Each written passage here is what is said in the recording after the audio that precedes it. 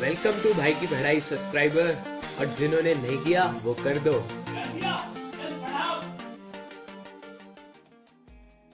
आइए आइए पधारिए, स्वागत है तुम लोगों का। आने में कोई दिक्कत तो नहीं हुई? चलो फिर। तो पिछले एपिसोड में जो लास्ट रिएक्शन हमने पढ़ी थी वो थी acid plus base gives salt plus water. अब एक नई इक्वेशन देखो, acid plus metallic oxide gives salt plus water. इन दोनों इक्वेशन को देखते हुए एक कंक्लूजन निकलता है कि मेटेलिक ऑक्साइड नेचर में बेसिक होती हैं, और इसके एग्जाम्पल हो जाएंगे सोडियम ऑक्साइड और मैग्नीशियम ऑक्साइड। और ऐसी सेम टू सेम एक इक्वेशन और है, non metallic oxide plus base gives salt plus water. और अब इन दोनों इक्वेशन से हम कंक्लूड कर सकते हैं कि non metallic oxide acid nature की होती है, जैसे कि CO2। अब थोड़ी इंपॉर्टेंट बात करने जा रहा हूं। देखो भाई, इतने सारे एसिड हैं, तो कोई नेचर में बहुत ज्यादा एसिडिक होता है तो कोई कम एसिडिक होता है। अंग्रेजी में बोले तो कोई स्ट्रॉन्ग एसिड होता है तो कोई वीक एसिड होता है, और ऐसे ही स्ट्रॉन्ग बेस और वीक बेस भी होते हैं। तो कोई एसिड कितना स्ट्रॉन्ग है या कोई बेस कितना स्ट्रॉन्ग है, इस चीज को मेजर करने के लिए एक स्केल बना रखा है।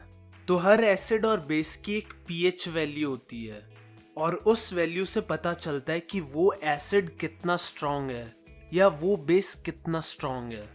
ये जो pH स्केल है ये 0 से 14 तक है, यानी कंपाउंड्स की pH वैल्यू 0 से 14 के बीच में होगी।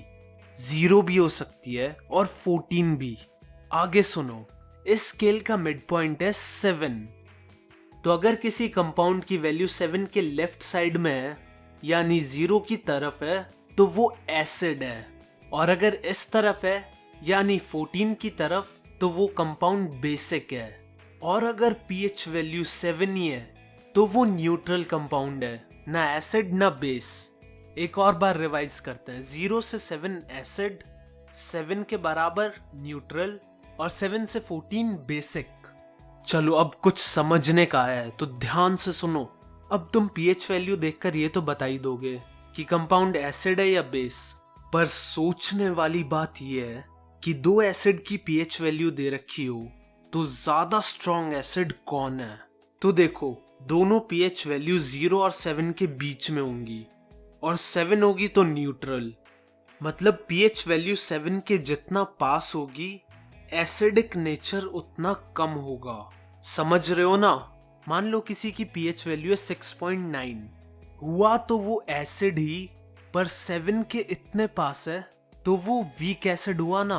तो pH वैल्यू 7 से जितना दूर होगी उतना ज्यादा स्ट्रॉन्ग एसिड होगा।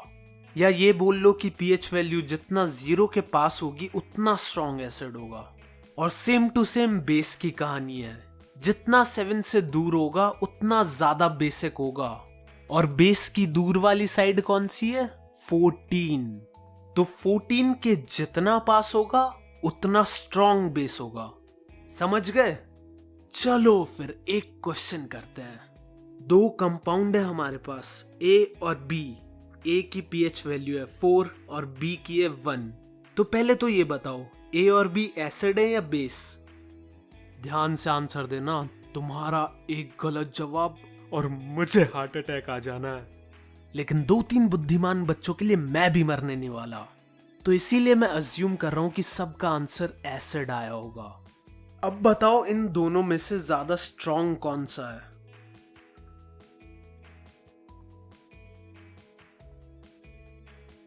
तो भाई जवाब है B, जिसकी pH वैल्यू थी 1। नेक्स्ट क्वेश्चन, कंपाउंड C और D जिनकी pH वैल्यू 13 और 10 है, इन दोनों में से ज्यादा स्ट्रॉन्ग बेस कौन सा है?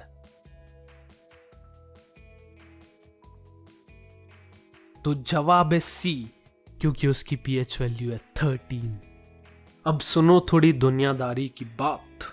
जो स्ट्रॉन्ग एसिड होते हैं वो बहुत ही डेंजरस होते हैं, उनका डायरेक्ट कांटेक्ट तुम्हारी स्किन जला सकता है, इसलिए एसिड को डाइल्यूट करा जाता है। अब डाइल्यूट का क्या मतलब है? एसिड डाइल्यूट करना एक प्रोसेस है जिसमें एसिड को धीरे धीरे वाटर में ऐड करा जाता है और ये एक एक्सोथर्मिक प्रोसेस है। याद है ना, यानी हीट निकलती है।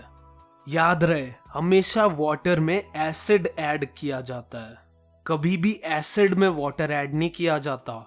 अगर दूसरा वाला काम करोगे तो बड़ा पछताओगे, क्योंकि इसमें बहुत हीट रिलीज होती है, एसिड उछलकर बाहर भी आ सकता है।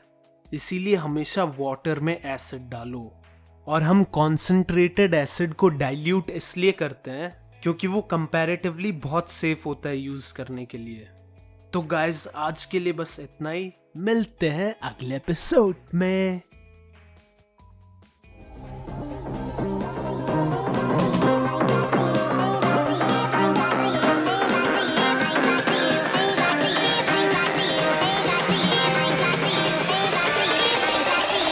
Crack it.